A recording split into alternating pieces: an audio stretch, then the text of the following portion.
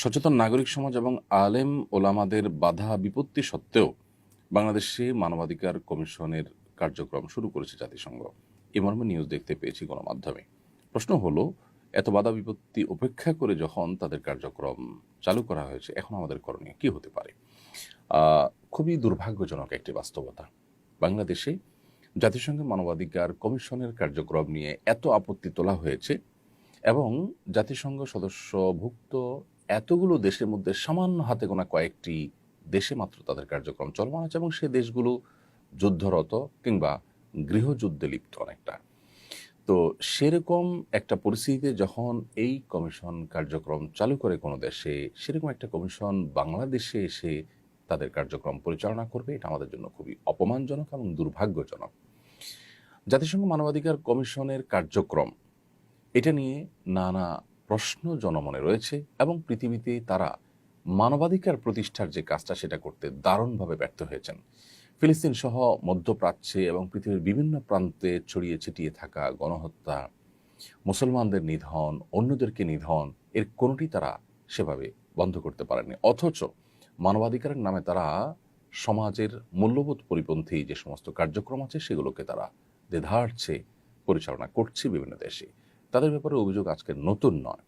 কেন বিভিন্ন দেশ তাদেরকে অ্যাকসেপ্ট করতে চায় না, অথচ আমরা তাদেরকে অ্যাকসেপ্ট করছি এবং অনেকটা খাল কেটে কুমির আনার মতো কাজ করছি?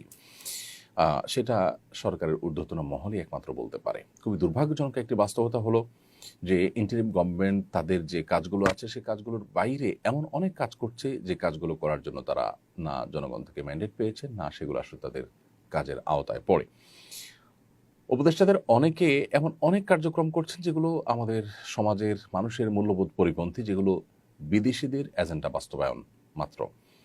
সেরকম কাজ তারা অহরহ করছেন এবং শেষের দিকে এসে যেন অনেক বেশি তড়িঘড়ি করে সে সমস্ত কাজগুলো করার চেষ্টা করা হচ্ছে, যে সমস্ত কাজ নির্বাচিত সরকার পর্যন্ত সাহস পেত না।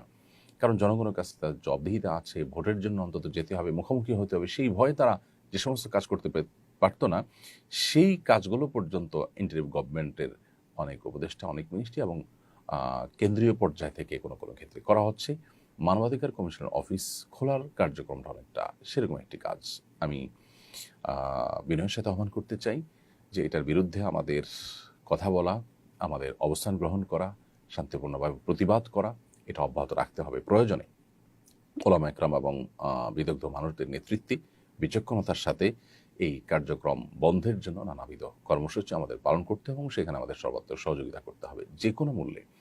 আমাদের দেশে বিদেশিদের যে থাবা, তাদের যে আগ্রাসন, মানবাধিকার প্রতিষ্ঠান নামে নানা নামে তাদের যে খবরদারি এবং আমাদের এখানে নানাবিধ তাদের আপনার যে সমস্ত মিশনগুলো আছে, এজেন্ডাগুলো আছে, সেগুলো যেন তারা বাস্তবায়ন করতে না পারে, সেজন্য আমাদের প্রত্যেককে সচেতন হওয়া দরকার।